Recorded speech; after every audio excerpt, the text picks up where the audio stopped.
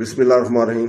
دوستو، بہنوں، بھائیوں، آج ہم بیان کر رہے ہیں تفسیر سورہ العمران کی 135 سے لے کے 137 تک۔ 135 میں اللہ تعالیٰ فرماتا ہے، اور وہ لوگ کہ جب کسی بے حیائی کا ارتکاب کر لیں یا اپنی جانوں پر ظلم کر لیں تو اللہ کو یاد کر کے اپنے گناہوں کی معافی مانگیں، اور اللہ کے علاوہ کون گناہوں کو معاف کر سکتے ہیں، اور یہ لوگ جان بوجھ کر اپنے برے اعمال پر اصرار نہ کریں۔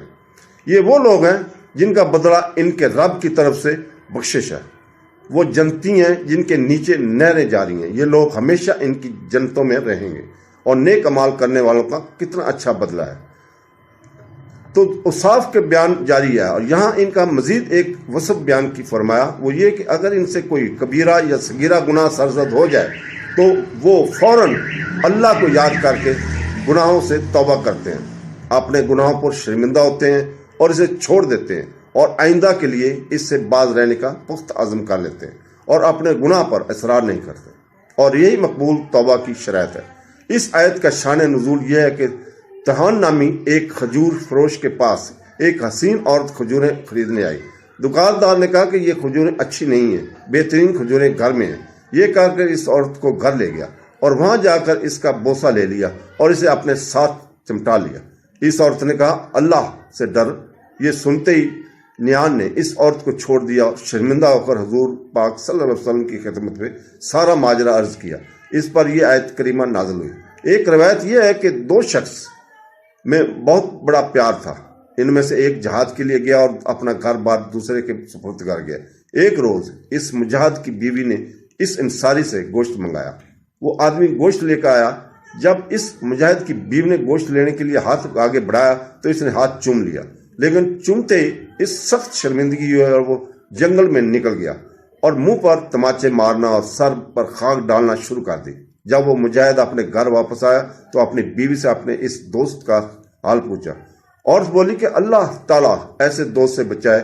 وہ مجاہد اس کو تلاش کر کے حضور پاک صلی اللہ علیہ وسلم کی خدمت میں لایا، اور اس کے حق میں یہ آیت اتری۔ 137 میں اللہ تعالیٰ فرماتا ہے، تم سے پہلے کئی طریقے گزر چکے ہیں، تو زمین میں چل کر دیکھو جھٹلانے والوں کا کیسا انجام ہوتا ہے۔ اس آیت میں فرمایا گیا کہ اے لوگو، کافروں کو شروع میں مہلت دینے اور پھر ان کی گرفت کرنے کے حوالے سے تم سے پہلے بھی کئی طریقے گزر چکے ہیں۔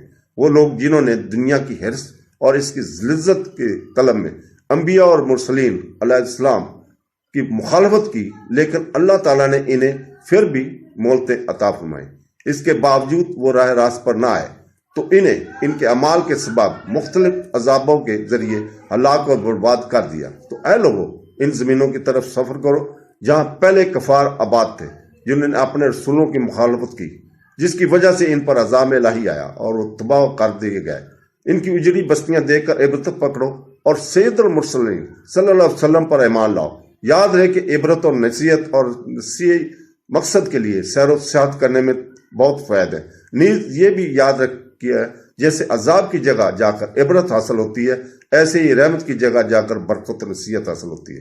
جیسا کسی ولی کے مزار پر جائیں تو جا کر معلوم ہوتا ہے کہ اللہ تعالیٰ اپنے پیاروں کی دنیا میں ہی کیسی عزت افزائی فرماتا ہے، اور لوگوں کے دلوں میں ان کی کیسی محبت ڈال دیتا ہے۔ اس لیے ایسی رحمت والی جگہوں پر بھی برکت و نصیحت کے لیے جانا چاہیے۔ اللہ تعالیٰ ہمیں حدیث، قرآن پڑھنے اور تفسیر پڑھنے اور سمجھنے، ان پر عمل کرنے کی توفیق عطا فرمائے۔ آمین ثم آمین۔ اللہ حافظ۔